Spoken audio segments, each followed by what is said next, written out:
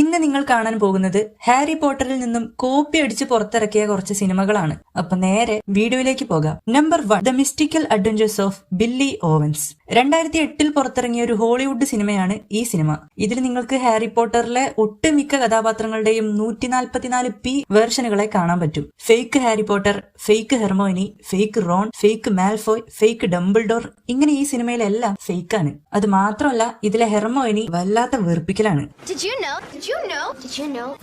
എനിക്കെല്ലാം അറിയാമെന്ന് കാണിക്കാൻ വേണ്ടി ആവശ്യമില്ലാത്ത സ്ഥലത്തൊക്കെ ഫേക്ക് ഹെർമോയിനി വെറുതെ എന്തൊക്കെയോ പറഞ്ഞുകൊണ്ടിരിക്കും. ഈ സിനിമയിലെ ഹീറോ ആയ ബില്ലി ഓവൻസ്, അതായത് ഫേക്ക് ഹാരി പോട്ടർ, ഒരു ദിവസം ഏതോ ഒരു കടയിലേക്ക് കയറി ചെല്ലും. അപ്പോഴാണ് അവൻ അവിടെ ഒരു മാന്ത്രിക വടി കാണുന്നത്. കണ്ടപ്പോ തന്നെ നമ്മുടെ ഫേക്ക് ഹാരിക്ക് അത് ഇഷ്ടമാവും. അപ്പോ ആ കട നടത്തിയിട്ടുണ്ടായിരുന്ന ഫേക്ക് ഡംബിൾഡോർ അവൻ അത് കൊടുക്കും. വെറുതെ അല്ല, ബർത്ത്ഡേ ഡിസ്കൗണ്ട് ഒക്കെ കിഴിച്ച് കുറെ കണക്കൊക്കെ കൂട്ടി ആ മന്ത്രക്കോലിന്റെ കാശ് മൂപ്പര് കൈയോടെ വാങ്ങും. How much? Normally that would be $15. We have a 30% discount. പക്ഷെ മാന്ത്രിക കോല് വർക്കാവാൻ ഒരു പ്രത്യേക മാജിക് വേർഡ് പറയണം. ആ വേർഡാണ് പ്ലീസ്. മാന്ത്രികക്കോല് നീട്ടി പ്ലീസ് എന്ന് പറഞ്ഞാലേ അത് വർക്കാവൂ. എന്താലേ. ഇതൊന്നും കൂടാതെ ഹാരി പോട്ടറിലെ റെസ്ട്രിക്റ്റഡ് ലൈബ്രറി, താനോസിന്റെ മകൻ, ലോ ഗ്രാഫിക്സിൽ ഉണ്ടാക്കിയെടുത്ത ഒരു ഡ്രാഗൺ, ഇതെല്ലാം ഈ സിനിമയിൽ വരുന്നുണ്ട്. ഇങ്ങനെയാണ് ഈ സിനിമയിലെ വില്ലൻ ഫേക്ക് വോൾഡർമോർട്ട്. 10 മിനിറ്റിൽ തീർക്കേണ്ട ഒരു ഷോർട്ട് ഫിലിം 1.5 മണിക്കൂർ വലിച്ചു നീട്ടിയാണ് ഇവർ എടുത്തു വെച്ചിരിക്കുന്നത്. ഒന്നാമത് ഇത് അടിച്ചു മാറ്റിയ ഒരു സിനിമയാണ്, എന്നാൽ അതിനൊരു ക്വാളിറ്റി കൊടുക്കണ്ടേ? ആ ക്വാളിറ്റി ഈ സിനിമയിൽ എവിടെയും നിങ്ങൾക്ക് കാണാൻ പറ്റില്ല. ഇതിന്റെ ക്യാമറമാനെ നിങ്ങൾക്ക് ഈ കണ്ണാടിയിൽ കാണാൻ പറ്റും. അതുപോലെ നമ്മുടെ ഫേക്ക് ഹാരി പോട്ടർ ഈ സീനിൽ ശരിക്കും പേടിച്ചിട്ടുണ്ട്. പിന്നെ ഇടയ്ക്കിടയ്ക്ക് ആക്ടേഴ്സ് ഒക്കെ ക്യാമറയിലേക്ക് നോക്കുന്നുണ്ട്.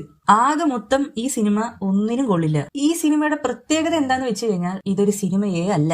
അതാണ് ഇതിന്റെ പ്രത്യേകത. Number 2, Billy Owens and the secret of the runes. നേരത്തെ പറഞ്ഞ സിനിമയുടെ 2ാം ഭാഗമാണ് ഈ സിനിമ. 1ാം ഭാഗം തന്നെ സഹിക്കാൻ പറ്റുന്നില്ല, അപ്പോഴാണ് 2ാം ഭാഗം. എന്തായാലും ഹാരി പോട്ടർ എന്റെ ചേംബർ ഓഫ് സീക്രട്സിൽ നിന്നും കോപ്പി അടിച്ചാണ് ഈ സിനിമ പുറത്തിറക്കിയിരിക്കുന്നത്.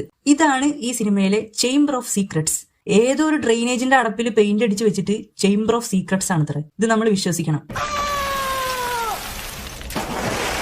അതുപോലെ ഇതിന് ഫേക്ക് ഡെമൻഡേഴ്സിനെയും ഇവർ ആഡ് ചെയ്തിട്ടുണ്ട്. Number 3, alpha. ഹാരി പോട്ടറിൽ നിന്നും കോപ്പി അടിച്ച സിനിമ എന്ന് നമുക്ക് ആൽഫയെ പറയാൻ പറ്റില്ല. ഹാരി പോട്ടർ മുഴുവൻ അതുപോലെ പകർത്തി വെച്ച സിനിമ എന്ന് വേണമെങ്കിൽ ആൽഫയെ വിശേഷിപ്പിക്കാം.